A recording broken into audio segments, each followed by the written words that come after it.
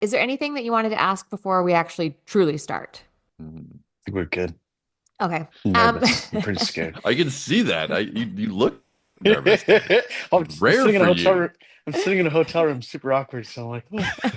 but you know what? It can't be more awkward than when I podcasted Miles because I podcasted Miles while breastfeeding with a baby on my boot. So, Oh, that's so natural. That's so natural. What's weirder than that? At the Owen River yeah. Lodge.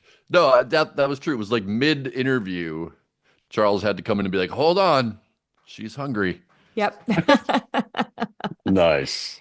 Welcome to our family. That's Um, awesome. but this is cool to have both of you here. So, RA, which actually did not know that your name was Robert Beattie. Oh, it is. Where'd the A come It from? is. What's your middle name? My middle name. Oh man, I don't give this up very often. My middle name is Archibald. Yeah, old family name. And so I'm Robert Archibald Beatty the second. Wow. And we're all Roberts in my family. Uh, but I was named after my great grandfather. So yeah, old family name. I think it's great. I actually like that name. It's different, right? You don't really hear. I have not met anybody named Archibald in probably 100 years. So You you fit Well, know, in the Commonwealth. That's what like I feel like you need to just yeah, embrace the Commonwealth because it I fits. agree. I agree. So RA, I yeah. had you on my list of people to podcast for a really long time. Hence Oh, the cool. nerves because you know that there's a lot of pressure on you. No, there's not really, but Oh yeah. there's definitely a spotlight on you here because well, you've been in and out of my life. Do you realize it's been like 20 years? I was thinking about that and thinking about how old we are and how old we're getting. But yeah, it's pretty funny, right? Because I was actually thinking back to I think the last time I saw you may have been at like a film show in Denver, and then I was trying to count how many years back, and uh, yeah, we've known each other for a super long time. It's been cool.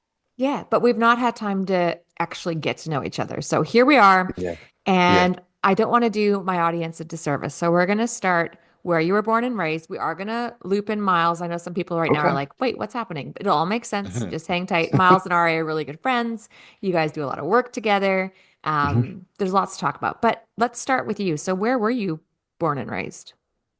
Yeah, so I was born and raised in a tiny mountain town in Colorado, up in the high country, um, raised across from a pretty crazy famous writer called Hunter Thompson, and spent my days running around the mountains, uh, um, chasing fish and building animal traps and getting in trouble with my brother and just kind of being wild, crazy little mountain kids.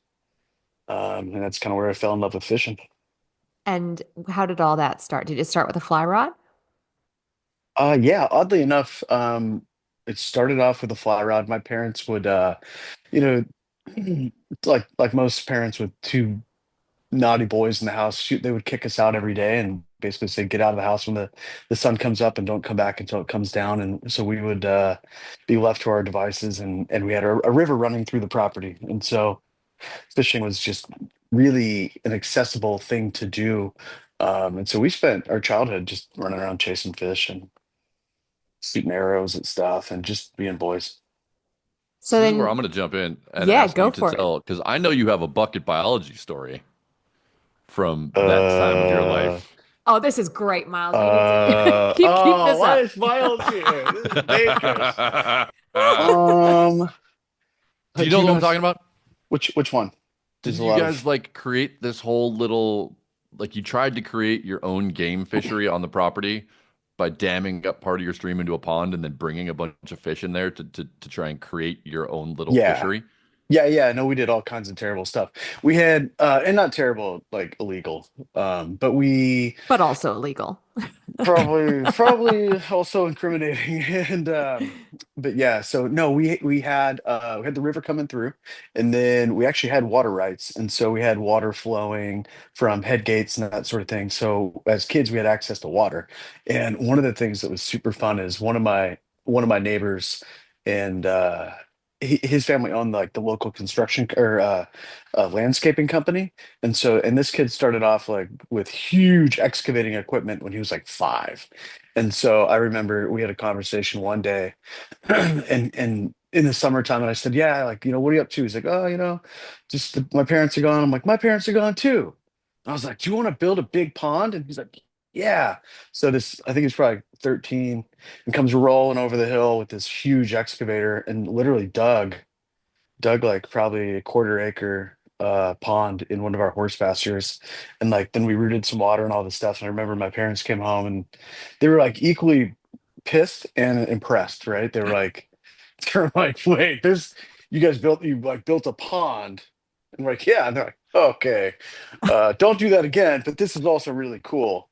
Um, and yeah, and then we would sometimes we'd be fishing in different places, and you'd come home and you'd have some live perch after ice fishing, and we'd be like, well, let's just see if they live in the pond or other species. So you really shouldn't do that. Really frowned upon behavior.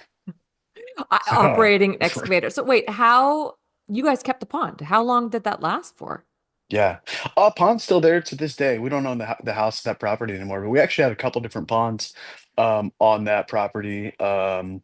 Beaver ponds, natural ponds, all kinds of stuff. And we would from time to time move, yeah, like move fish around and it was kind of cool. You'd catch, randomly catch a perch or some weird thing.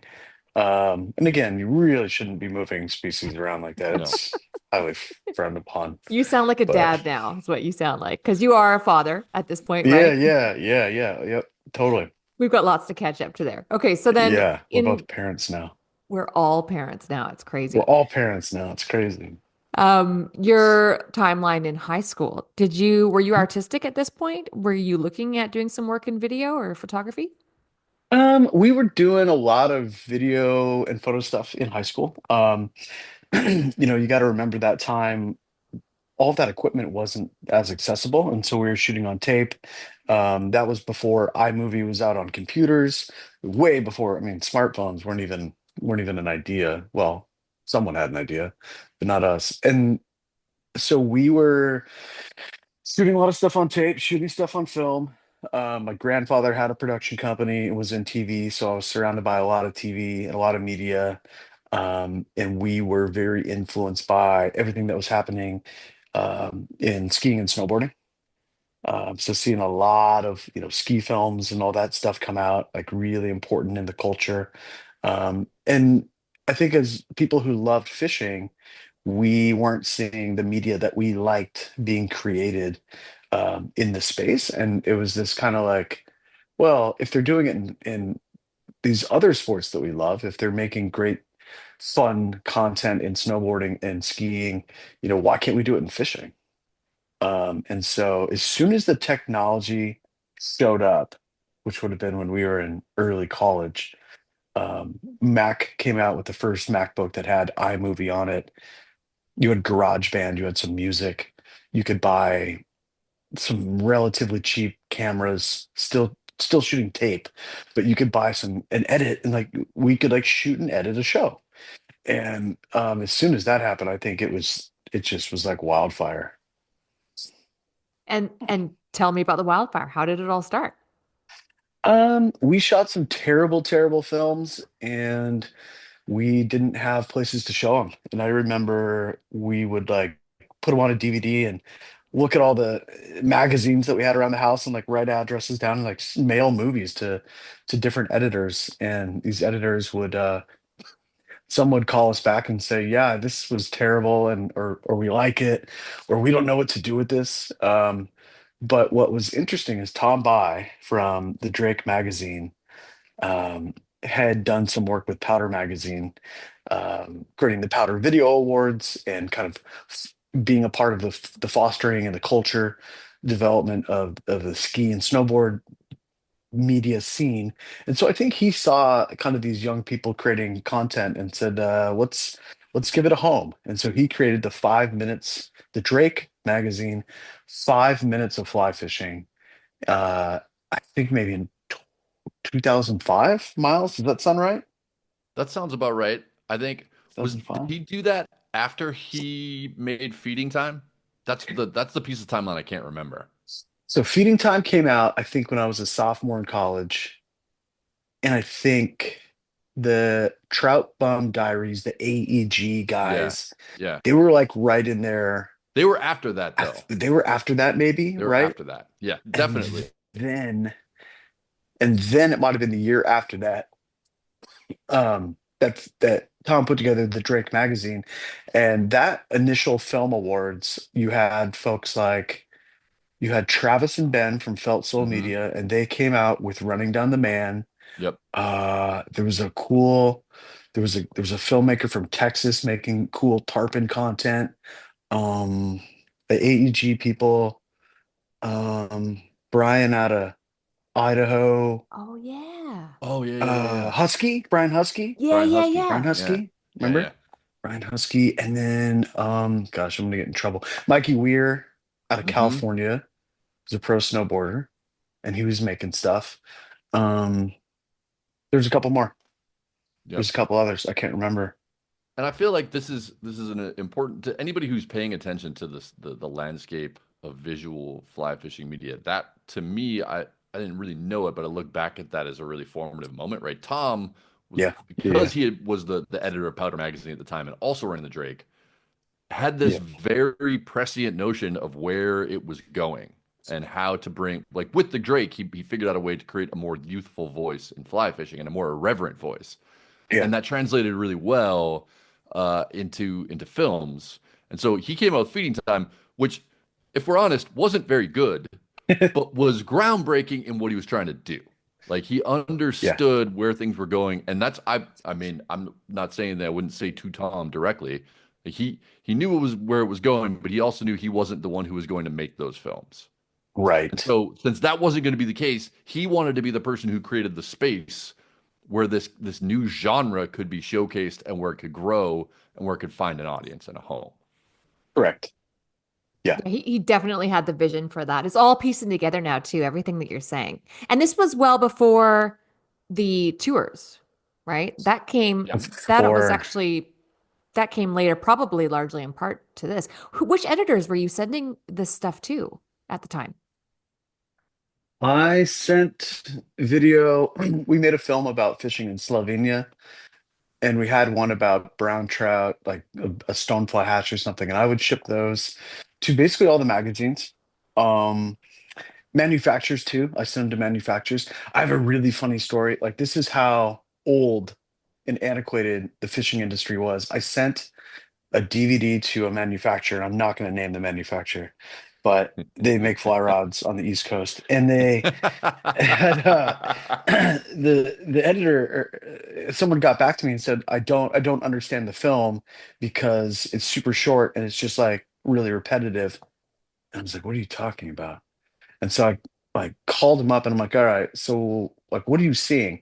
They're like, well, I put the DVD in and then it's just this like 30-minute film over and over. I'm like, no, no, no, no. I'm like, that's the DVD menu. Like you have to hit play and then you're gonna watch a film.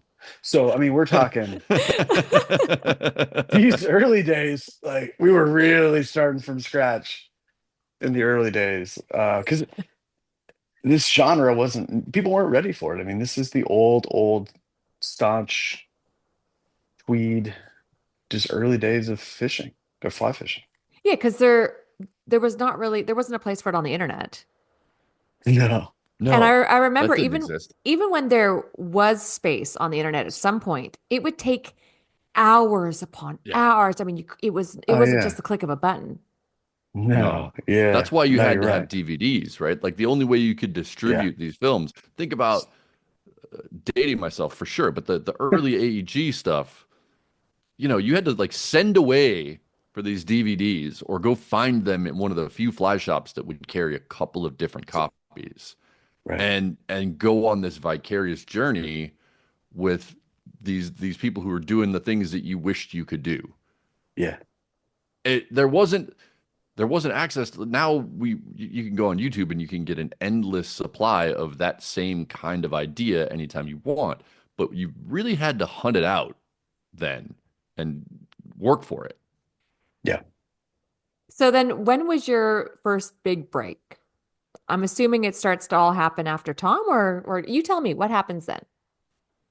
I think we found success.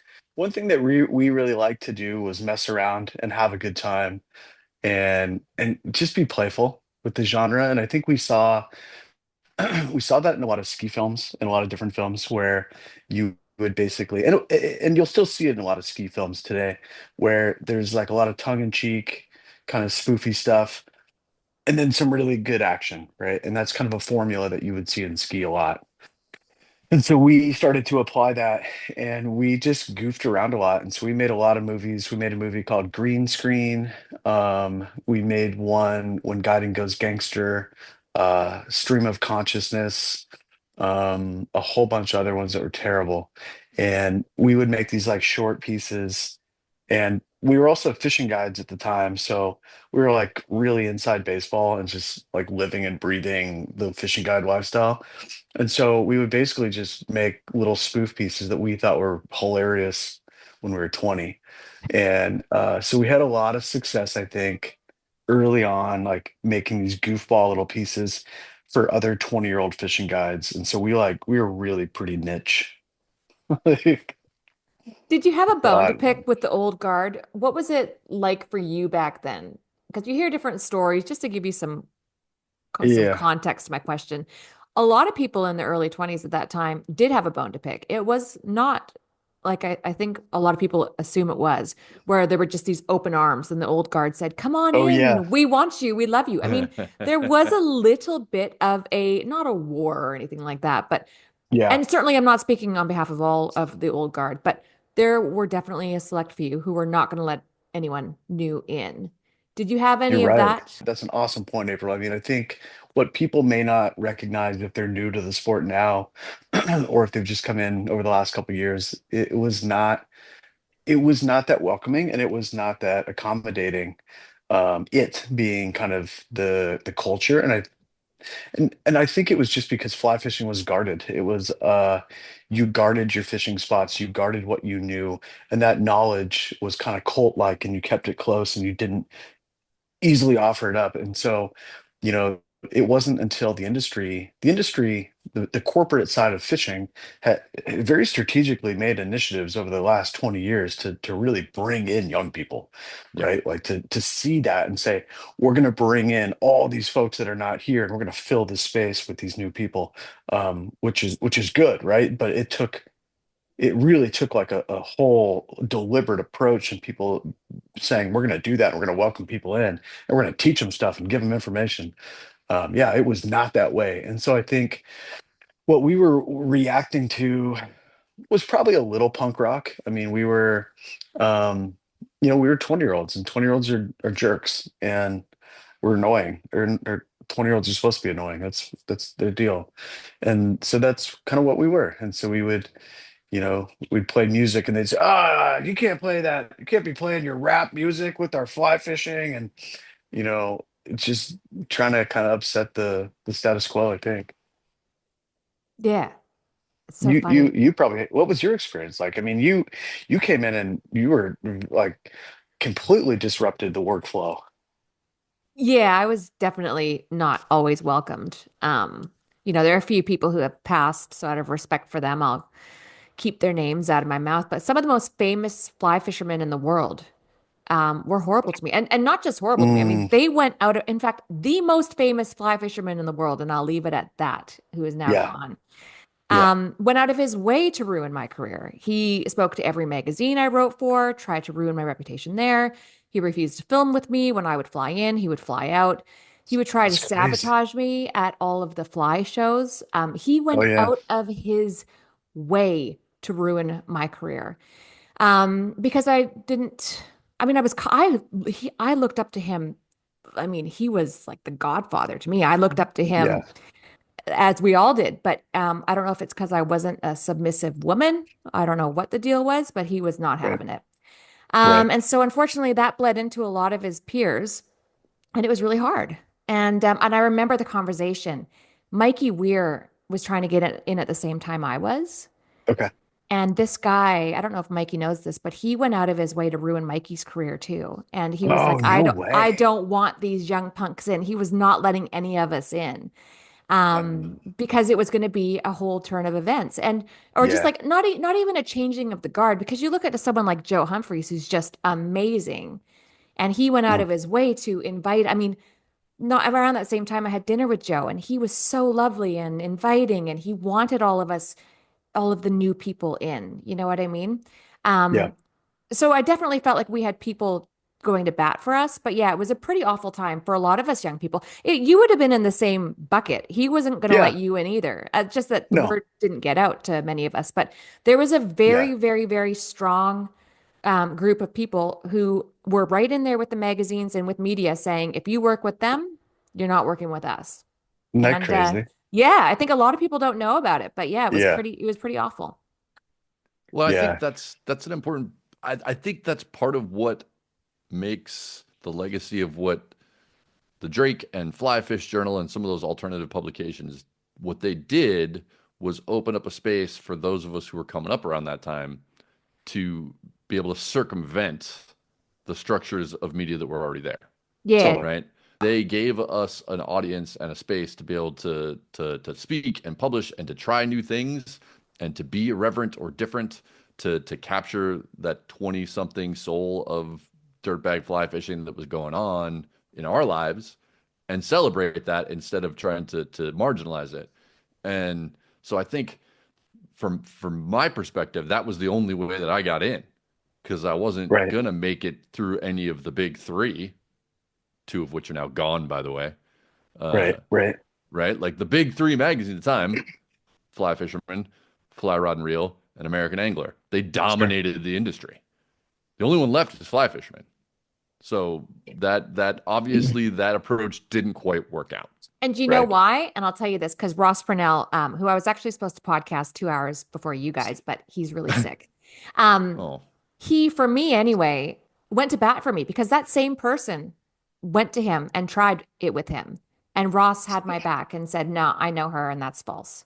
Thank God, Ross, and both God and Ross, because he went to bat. And that's probably one of the reasons, like you said, they're still kicking. But that is an important part that so many of us don't speak about because, like I said, a lot of these people are past, and just out of respect, we don't go there. Sure. But it was an important part of the timeline, and Tom had such a role in that because for people who haven't heard your podcast with me, Miles, I mean, you basically published your book on the Drake Forum. It's one of my favorite books of all time, and you know people can listen to your story there and explain, and you can well, do you want to just quickly let people know how your book came to be for anyone who doesn't want to tune into a different episode, and then I promise we'll come back to you, all right? Yeah, it's all good. yeah. I mean, I could do this quickly. I think I was guiding at the time and I was writing for the Drake. I was guiding in Alaska, and it was just I could not make up the stories that were happening on a day-to-day basis. So I talked to Tom about trying to write sort of an ongoing blog throughout the season on his website. And he loved that idea and then never quite got his shit together to create the infrastructure to do that. So I was like, yeah, whatever, no worries. I'll just put it on the message board because at that time the Drake message board really did dictate a lot of fly fishing culture, the younger culture and what was going on. So I just created it as a thread and it got popular. To make a long story short, it got picked up by a publisher, and then we turned it into a book. But then I did that weird thing where I went from being the young guy who wrote for the very alternative out of the blue magazine or the young magazines and the I was all Fly Fish Journal and the Drake, and that was all I did. And then I became the fishing editor at Gray's, which is arguably one of the oldest, most conventional of all the magazines, which I thought was a smart move on their part. I mean, clearly because it helped my career, but it was bringing that kind of young voice to that older generation and blending those worlds. It was full circle. It was. Thank you, Tom. We love you. No doubt. Yeah. Yeah, for Okay, sure. okay. So let's get back For to sure. this DVD era and people watching the menu on repeat. That's so funny. Yeah. Yeah. Then what happens? Um, yeah, so you know, we actually kicked out a lot of DVDs, kept making films. You see a change from Tom and his 5 minutes of fly fishing. That sticks around. and that's still kind of like the awards at the end of the year that kind of acknowledges different filmmakers, and it's kind of like the industry awards ceremony. So that sticks around. But then you see AEG, the Angling Exploration Group, who created the Trout Bum Diaries and these different movies. They kind of look at Tom's vision and see opportunity with there's more than just 5 minute films. There's all these longer films coming out. And so, they kind of looked at it and said, let's build a tour. Let's build a fishing film tour. And so that's how the Fly Fishing Film Tour F3T came to be, through the AEG folks. There was a bunch of turnover and iterations of that crew and the people there, and great people came and went from there. But that kind of became the cultural media event, in the industry. And so everybody would try to make a movie to get it in the tour. And we did that for, I mean, I think we've been doing that for 20 years. Um, and then there's another tour that's come out, which is great because you need the capacity to, I think, to have two different tours to have some balance in everything and keep that's how there's equilibrium, I think, is when you have competition between different entities. So you have the IF4 and the F3T, but the point being, you have film tours, and all of a sudden, like, fishing media is kind of cool, and it goes from being this dorky thing that, people don't really get, to something that's inching towards a little bit more mainstream, I guess. Were you in the first one of Yeah, F3T? Which film did you yeah. have?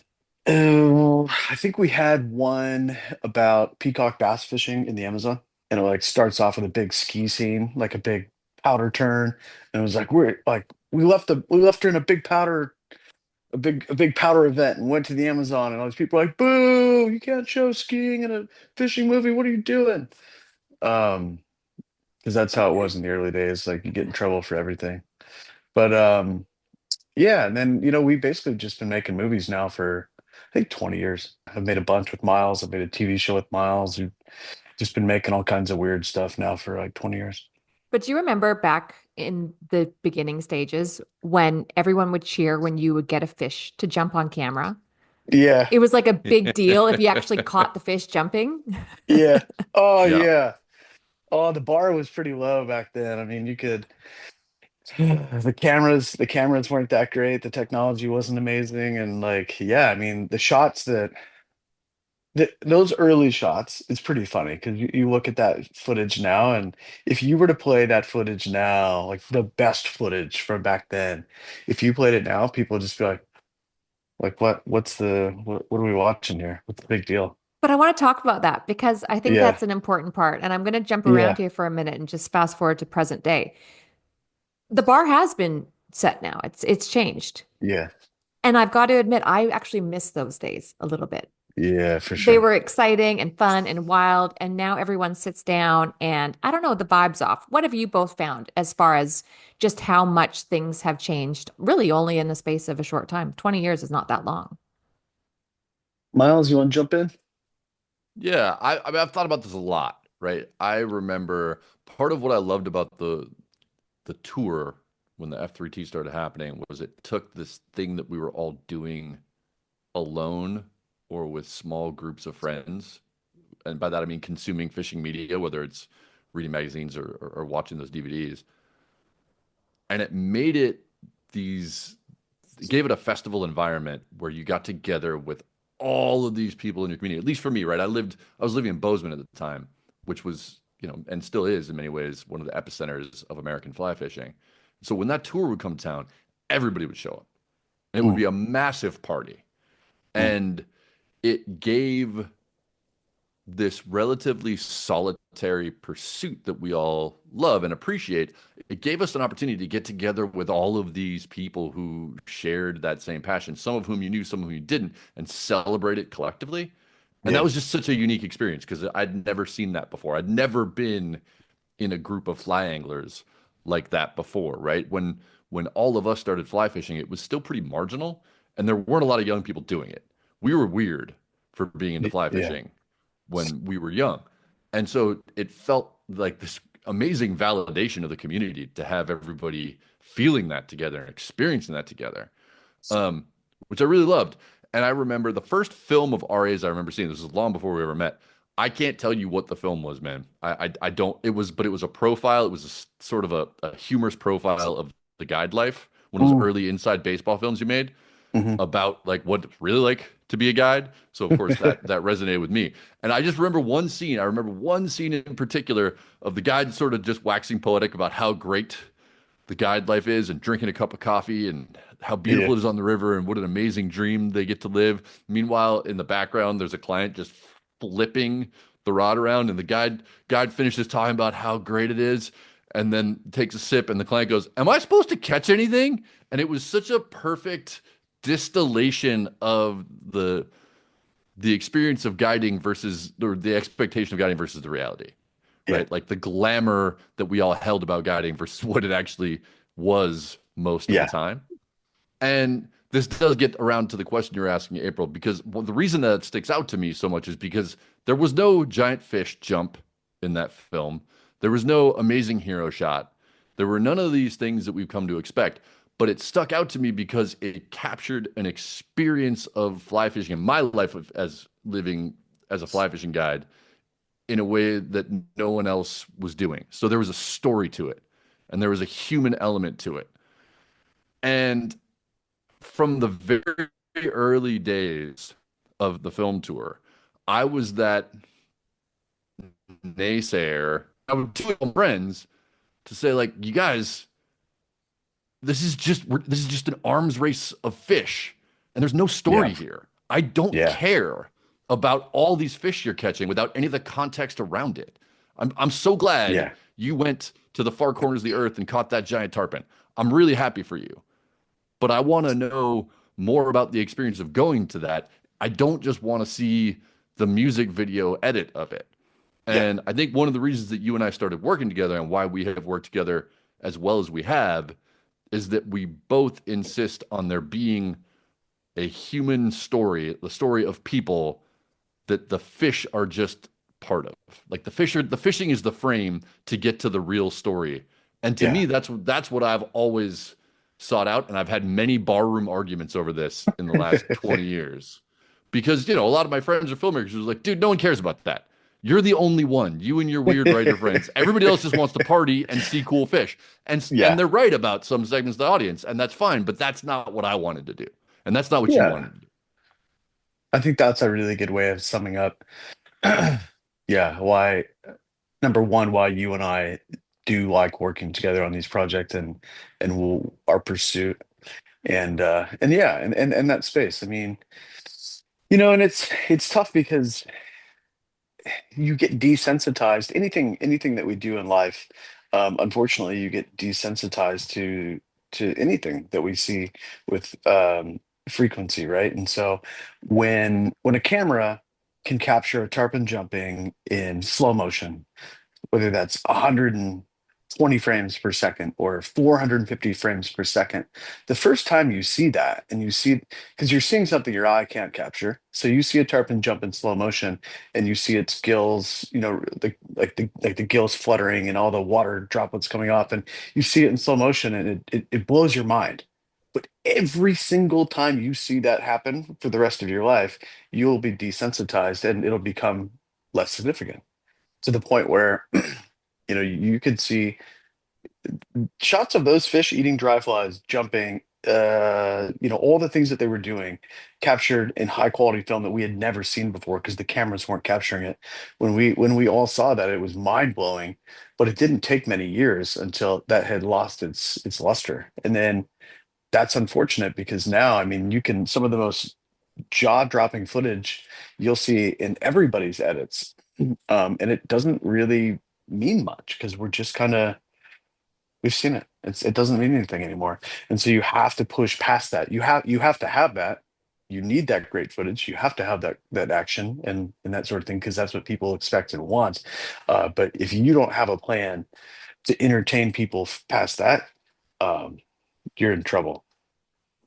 Yeah, and I think stories are constantly changing, so they're always interesting. And maybe 15 years ago, people did just want to party and see fish jumping. But as you know, the Totally. the pendulum swings, and Yeah. now it's funny. I was in Chile recently with a bunch of young guides, and they were Yeah. talking about how they're so uninspired by all the film festivals and tours because they want to see story. So we're definitely back at that point now, which is great Yeah. because let's talk about some of the things you guys have done. I Okay. recently watched, you're gonna have to help me with here, Silent Silent Spotter. Spotter. I was gonna say Seeker, Silent Spotter. You had me engaged. I'm gonna be totally honest, okay? Everybody Yeah. sends me fishing videos with a Yeah, yeah, yeah. password for me to watch the first time, and I'm And always you're like, going, "Oh no. no, I don't. Do I Uh, have 14 days for this? Some or 14 I, minutes for this? I Sometimes know. I will go down to the speed thing and do times two, and then just manage to get that 14 minutes done in seven. Yeah, I feel you. I was excited to see it, but I had the Cool. same. Do I have 14 minutes or however many minutes it was? Yeah. You had me there from start to finish. The narration, all Yeah. of it. Tell us the story, and then let's talk about it. Yeah. Um, well, I'm so happy to hear that. And that really comes down to it really comes down to a lot of the genius dialogue that Miles wrote. And we knew that we had to set this story up. We have an epic story. Um, we have an epic story from the fishing side. Jesse, who owns the X Flats Lodge down in Ishclac, Mexico, he came to us and he said, we're catching an amazing amount of permit on top water, and it's incredible. And I'm like, well, that does sound incredible. And we'd love to see that, and that would be great to capture, but that is not a story. It is a story, it's just not a very interesting story. It'd be cool to see.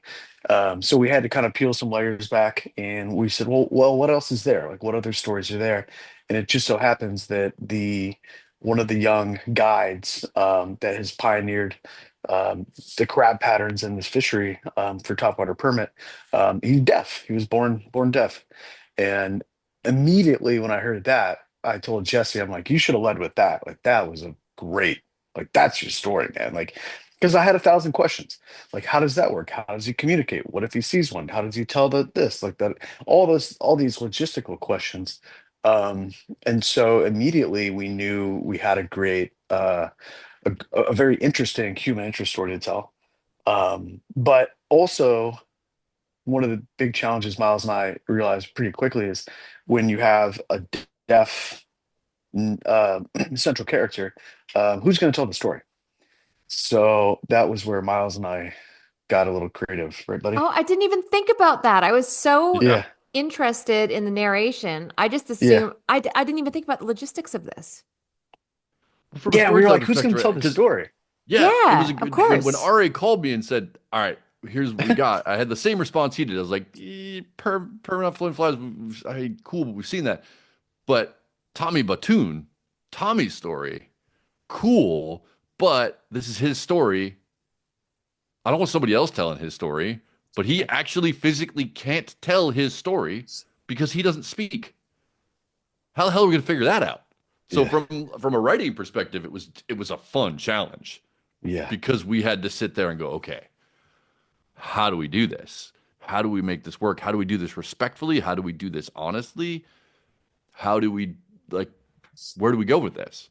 And that to me, that became, and we went around on that, man. We spent a long time Oh, trying to come up with what was going to be the best way to do that. oh. And I think I just finished watching the newest Deadpool and I love, and also, you guys live in Australia, New Zealand. I have a Kiwi in my house. The banter, just kind of like that, the banter that I think is inherent in those cultures. So we kind of wanted to bring that banter and that fun, fast-paced language to it. And Jesse is a really, really funny guy. And so I think trying to figure out that banter and bring that in and pick away and pick fun at ourselves and pick fun at the industry, it was super fun to write it with Miles. So who did you hire? Jesse's Who's doing the talking in it?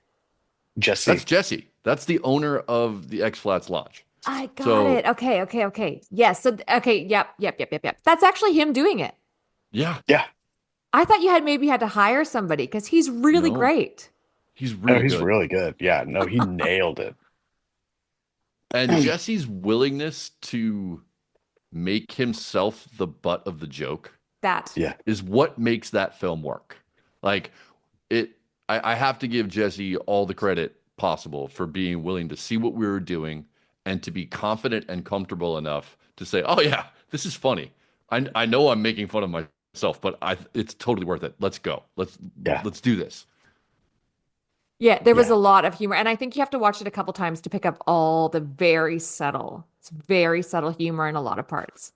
It's funny because I was so engaged with the humor and the structure of the film at first, and then I was like, "Whoa, this guide is amazing! I want to learn more about him." Yeah. And then, and then I was like, "What? Permit on top? Where does this stop?" Yeah.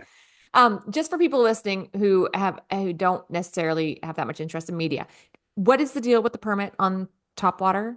Because we can't just skip by that entirely. Well, Yeah, sure. I think that's worth talking about from a storytelling perspective too, Yeah. right? Because we knew we wanted this to be about Tommy, but then also it's going to the conversation we just had, it's going in the film tour. We need some kind of a fishing, specifically a fly fishing focused hook that's very visual to make Mm, it work in that festival. And what I think this film is able to do is to both make fun of the genre of the fly fishing, the over the top fly fishing film, while also delivering a really entertaining over the top fly fishing film. So if all you want to do is see the crazy permit eats on top and the pretty pictures and the sweeping landscapes and the bent rods and like the close up of the fish, you've got that. But mm, if you want to dive into it on another level, that's there too. Kind of however you want to show up to this film, it's going to work for you. mm, And so what that story is, the other thing is that has been the the thing about the permit on top is that it's connected to the Sargassum blooms, right? And that we don't. This is a story that if you care enough about, go look at it. There, these massive blooms of floating algae or seaweed, whatever you want to call it, that have been exacerbated by a lot of things that humans are doing to the oceans and the water, right? Like warming temperatures and an excess of phosphorus and other nutrients creating these huge blooms. So, particularly in the Caribbean, this is a real problem. This stuff is washing up. It's a very depressing story, ecologically speaking. But crabs really like those floating masses of vegetation. Crabs are pumped on that because now they have these things they can hang out on and move around the sea and get access to all kinds of new ecosystems and eat stuff. And if there's one thing that permit like, it's crabs. So out of this pretty terrible story, you've got mm. a very cool fishing opportunity. And that was the other thing that we wanted to do. Ari and I both, and I know you, April, we all care deeply about conservation stories and making that media. And I think the sad truth is, I think a lot of people are pretty jaded and cynical about it because there's so much of it out. Yeah. We're inundated with these very heavy, very dense, depressing narratives about everything that's going wrong in the conservation world to the point where Yeah. a lot of us can't even pay attention anymore. So we wanted to include that story, but we wanted to do it in a way that also did a bit of a send up of the stories that we've all heard and seen and in some ways kind of lost the attention span to follow along with because we're so overloaded with bad news, right? So Yeah. we want to tell that story honestly, but we wanted to do it in a way that kept it entertaining. And if you want to dive into that, great. If you just want to go along for the ride of the fishing, you can do that too. At the end of the day, you only have so much time. How much time did you have total to make that film? What are the submission guidelines? We need these to be between 12 and like 17 or 18 is kind of our sweet spot. And I think Miles and I had a really hard job with this one because we like 30 minutes when we started Yeah, for the something first like that. edit? There's a Like 30 lot that wound minutes? up on the Yeah. cutting room floor. Yeah. We had to kill a lot of really great content and lines. And that's really, I think, the mark of a great writer, is for Miles to be able to go through and, because as the editor and the filmmaker, like I love everything. I think everything. I'm like, this part's beautiful. We can't cut this part. I love this part. This part's great. And he's like, no, no, no, we're killing. That's all going away. And that's amazing that Miles can really be you know kind of precise and just say nope, this part doesn't. And he has these arguments, he's like nope, this part doesn't go back to this part of the story, and then it doesn't have context here and here and here. And I'm just like, okay, we'll delete it. I believe you. Delete. I Ouch. just I browbeat you over and over until Yeah. you just give in. You're like, fine, I'll cut it. Yeah. Fine. Yeah. And then we get done. We did 17 edits on this movie. And then we get done. And I'm like, it's perfect. Right? We love it. We love it. And everyone's like, yeah, it's great. And he's like, I've got an idea. What if we switch it all around and change the entire order up and move all these things around? And I'm like, oh, okay, buddy. Did you do that on this one? Uh-huh. It's a better film as a result.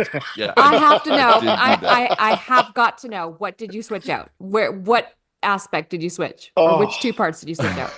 I can't even explain it. He's gonna have to explain it because it's too complicated. It feels like it's not going to be one that we could just you had to go along for the whole journey of the edit to make it make any sense.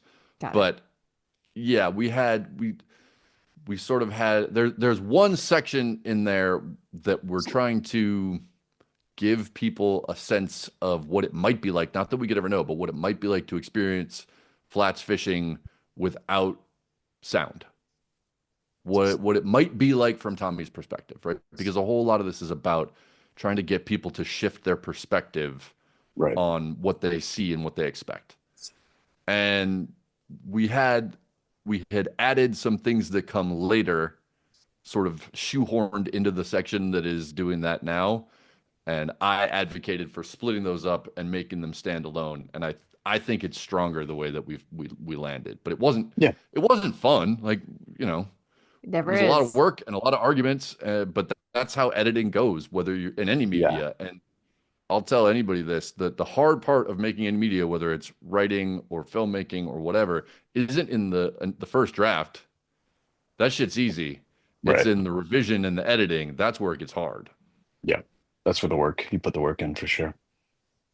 So, okay, let's go back to some of the early films. What was the film that you did, RA, that there's a guide guiding, I think it's a woman, and she's talking the whole time and you can hear in his head? Oh, yeah. One of my favorites. That's called stream of consciousness. And that was that was basically after like a full summer. And for anyone who's been a trout fishing guide for like 100 days without a day off, you'll know you get in that weird headspace where you're like, if I have to tell somebody to set the hook one more time, and they give me that look and they're like, well, that wasn't a fish, or like that wasn't an eat, was it? And you get to this point where your eye starts to twitch like later in the season. And so I basically wrote down all these just things that I thought were hysterical from being in the guide boat all day. And yeah, and so it's a interior monologue of the guide, and his head's just spinning, and he's just talking about stuff. And then every now and then he's like set the hook, and you hear the person be like, I don't think that was a fish. I didn't feel anything. He's like, you're right. Anyway, and he's just kind of like going through his day. Um, but yeah, and I can't remember all the dialogue, but he's very ADHD perhaps, and like he's like, I like the sweet taste of the exterior of Advil. It tastes great. Oh, I wonder if it's gonna rain tomorrow. He's just kind of like bouncing around in his internal monologue. It's one of my favorites. Yeah, and it was fun. That was like, yeah, that was for the Drake magazine. And that was again, like if you kind of have to be a fishing guide, or you have to live in that, you have to really be inside baseball for that to resonate. Where do all these live now? Because I remember once upon a time when it Mm. came to film festivals and tours, what you would do is you would cut a half hour or an hour long full video. You would Yeah, have it in DVD form. You would sell the DVD and yeah, at the festival. And yeah. then you would have a shorter version playing as part of the tour or festival. What is it like now? When did it change? Sorry, that's a lot of questions. DVD sales were amazing. We sold DVDs for a long time, and DVD sales were incredible until one morning we woke up and it was like the stock market had just rock bottomed out, um, and then it was the end of DVD sales overnight. And so I still have boxes of DVDs in my garage. If anybody needs any, I'll ship you tens for free. But yeah, we stopped doing DVDs. We put a bunch of stuff on Amazon for a long time. And then I kind of got tired of Amazon's program. So we've pulled everything off Amazon, and and everything's on our YouTube now, which is pretty small. We really haven't put a lot of effort into YouTube, but everything's on our YouTube channel. Lots and lots of stuff. And I think we'll continue to post stuff into YouTube, but there's a lot of great programs or platforms rather. You've actually turned me on to a couple of as of late, but there's a lot of cool platforms coming out to hold content. Yeah, come over to Fly Fisherman's channel. That's where I'm working these days. I mean, obviously with Anchored with instructional stuff, but Fly Fisherman's channel, Miles, it's like So the Netflix of fishing films. It's good shit. I hope that we get you there. All right. But yeah, I'd like to. what about now as far as the sorry to cut you off there, but the DVD sales in the stock market, I never heard that. So what happened in the stock market?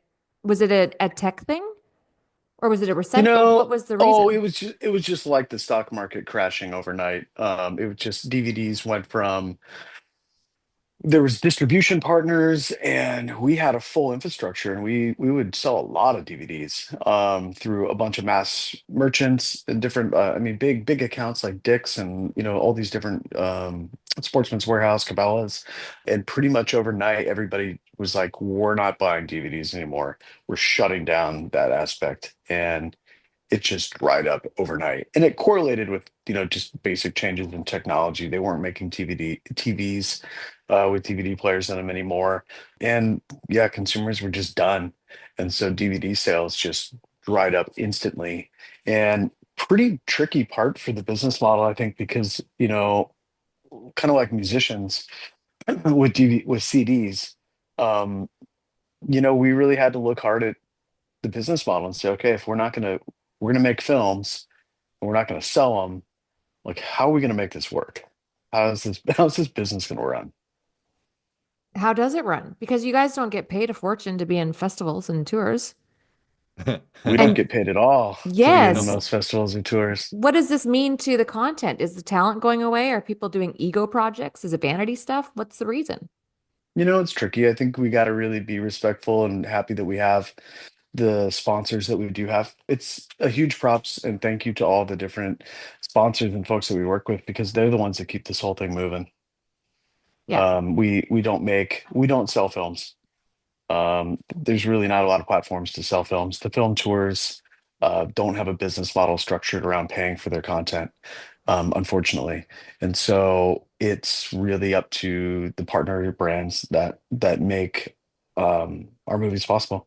for sure. And also the passion of a story. I mean, I know the one that we're filming later this year in New Guinea. It's just such a cool story, um, and that we want to share, So it's not ego, it's So just genuine passion for storytelling, which is, I think, one of the reasons why we're sitting down today. And it kind of segues me perfectly to my next question is where do we go from here? If the pendulum swings and we are yeah, desensitized, where do filmmakers go from here, from a storytelling stance and from a cinematography stance? I've never been one to really analyze and look at what other people are doing and then try to mimic that style. There's definitely if you go to the tours and you see the media that people are making, there's trends for sure. And I think everything feels like a music video, which is fine. I don't want to criticize people's art and what they want to make and what they want to do.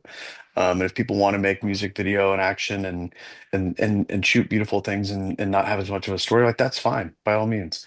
I think we need to tell stories and we need to push the boundaries of storytelling for our own sanity. The same reason that you can't watch a movie on real time and you fast forward it, it's because we've seen too much. And so for our own sanity, I think we just have to, we being kind of the older folks in the realm, we can continue to explore new spaces and test stuff and if the younger generations or older generations, if different people, if it doesn't suit their needs, that's okay too, because you know, we have such a broad base in fishing.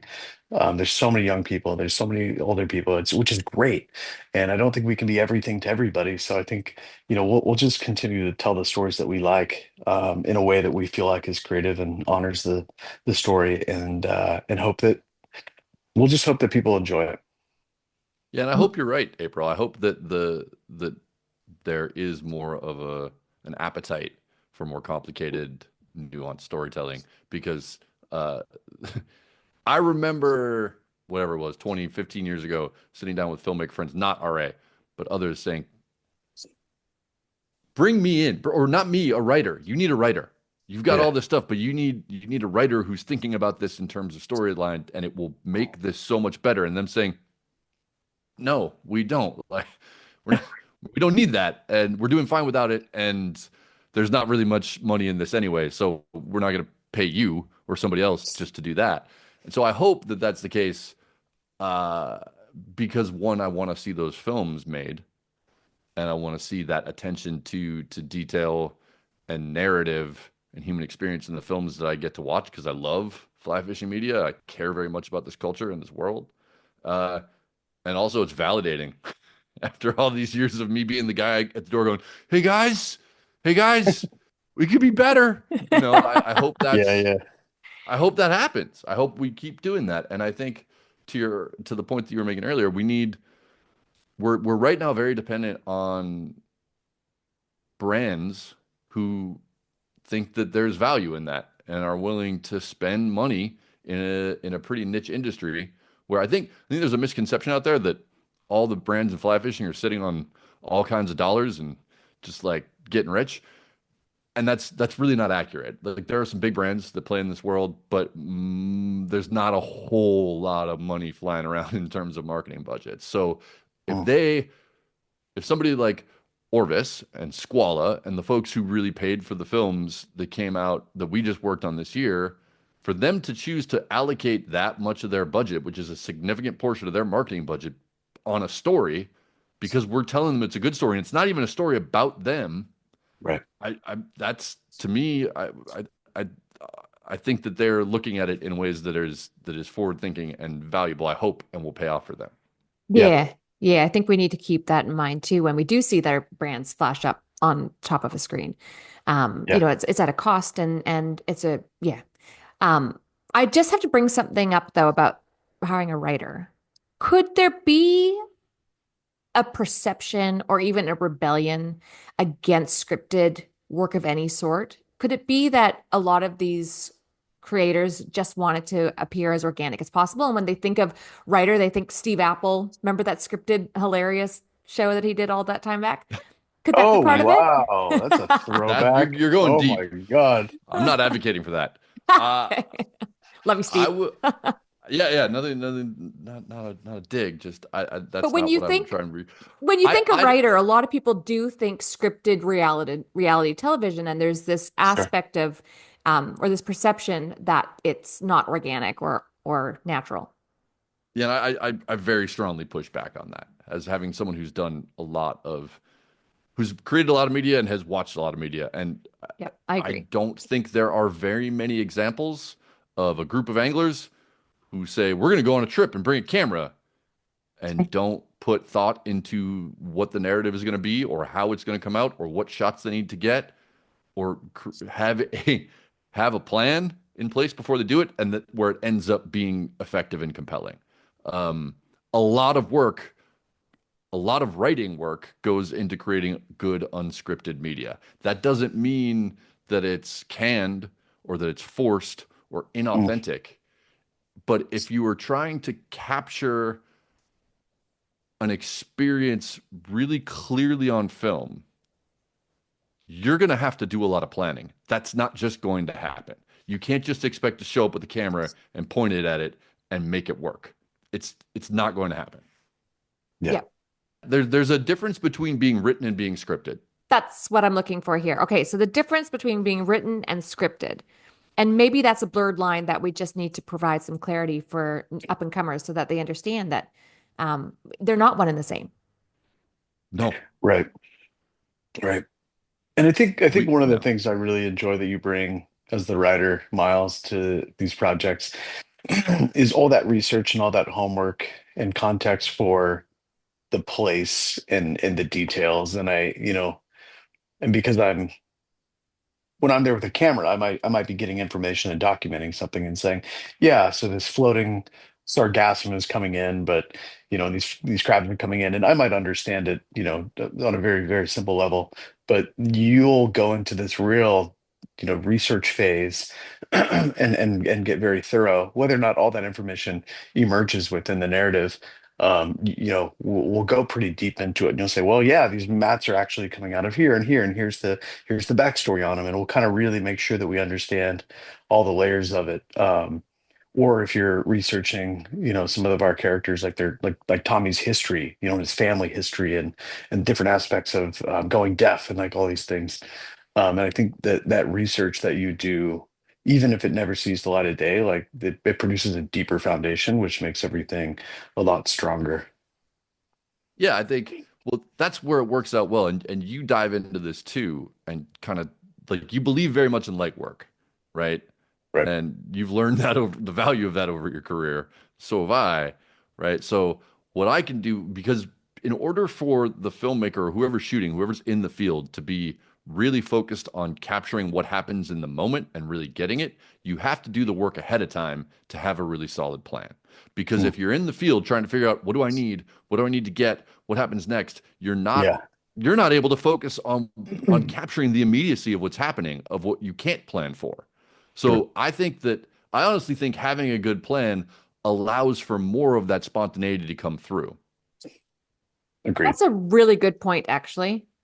And I'm getting all these flashbacks now of films I have worked on in my television series. And yeah, you're right. That's a really, really valid point. These are great tips.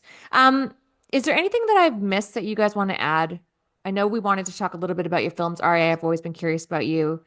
But at the end of the day, too, you need to remember there will be people listening who look up to you both in a really big way. Is there anything that you want to kind of pass on? I know we've shared a lot of knowledge here, but any other kind of Yeah.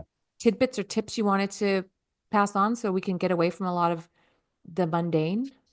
Yeah. I mean, I think I would just encourage there's so many young people in the sport right now, and there's so many super talented, brilliant, smart minds that are creating all kinds of amazing content. And I would just encourage people to just kind of follow their passions and do something.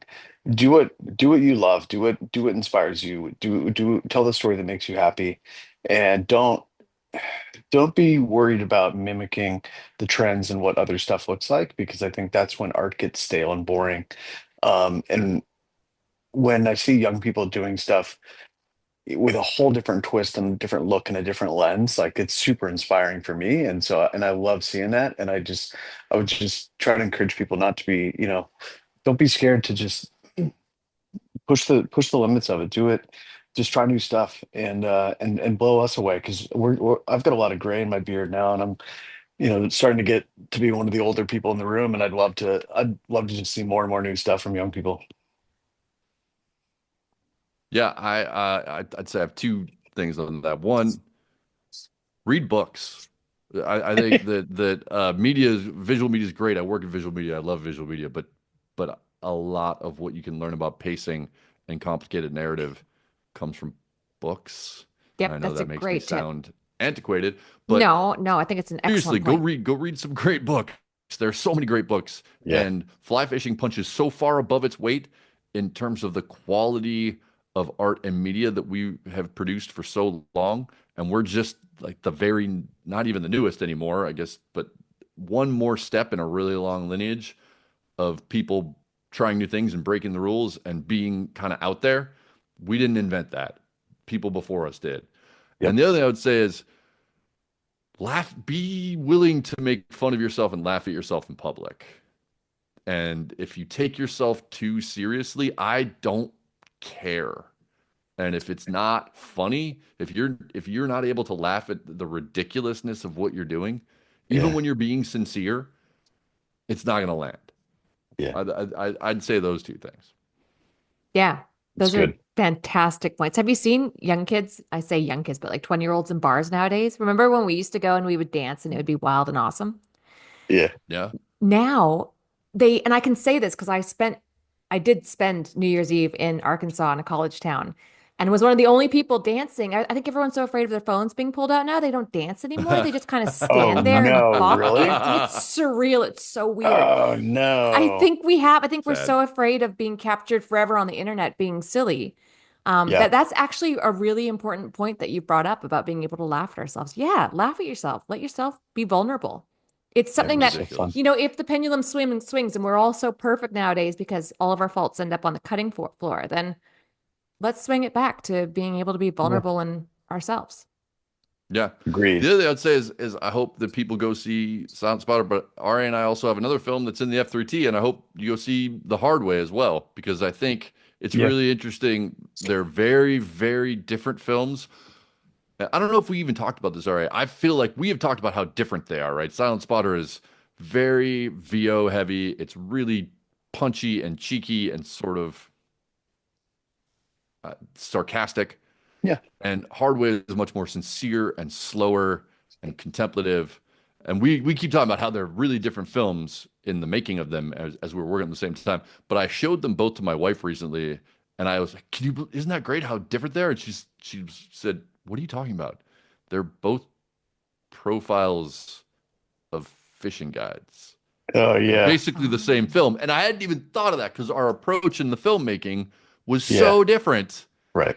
but at their core, they're actually really similar. So we took Yeah, two very, I don't want to say similar stories because they're completely different people with completely different backgrounds, but we did these, I think, unique and original profiles of fishing guides, but did them in completely opposite ways. yeah. What the hard way? Can you just give me the basic synopsis? Yeah, so the hard way, one thing we wanted to do for a very long time is profile a river through the different seasons. And so we picked our Deschutes River here in Oregon and we show it kind of through winter, spring, summer, and fall because we wanted to show how rivers, are dynamic and they change and they're evolving all the time. But we also needed to have a central character because people identify with people more than rivers. And so we picked Matt Mendez, who is an incredible salt of the earth, amazing human, native fishing guide on the Warm Springs Reservation.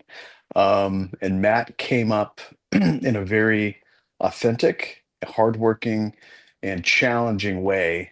Kind of started at the bottom, chopping wood, driving shovels, doing all the hard things that you do to become a fishing guide. And his grandfather was the first native fishing guide in this section of river. And so it's kind of Matt's journey growing up on the Deschutes, and very much a love letter to the river, seen through his eyes. And it's kind of poetic and it's kind of gut-wrenching at times, and it's beautiful and it's inspiring, and it's a very I just love the piece. And are both these Yeah. in the F3T? Silent Spotter That is in IF4. Yes. Yep. Hardway is in F3T. Nice Yeah. work. Excellent. Well, that's all the more reason to go and see both. And I advocate for that. I Yeah, think people should see both because both the film festival and the film tour, because there is such a different, there's a variety that way. for Um, sure. cool. Okay. Well, is there anything else that you would like to add before we wrap it up? And I'll let you both get back to your evenings. Just thank you so much for taking time to chat with us, goofballs. We appreciate it. Yeah, likewise. Miles, is there anything I missed about RA that he doesn't want me to ask that I should be asking? Oh I'm not going to do that no. to him. I'm not going to do that to him. I think that I appreciate his humility, and I think RA, just as the person he is, will never be the one who sets himself up to be celebrated. But having worked with a lot of different filmmakers, I appreciate the thing that he talked about was actually true. I was going back and forth on that film and this other film actually 17 times, and being willing to work with someone who's that open to reconfiguring something and rethinking it and continuing to work at it until it's as good as it can possibly get.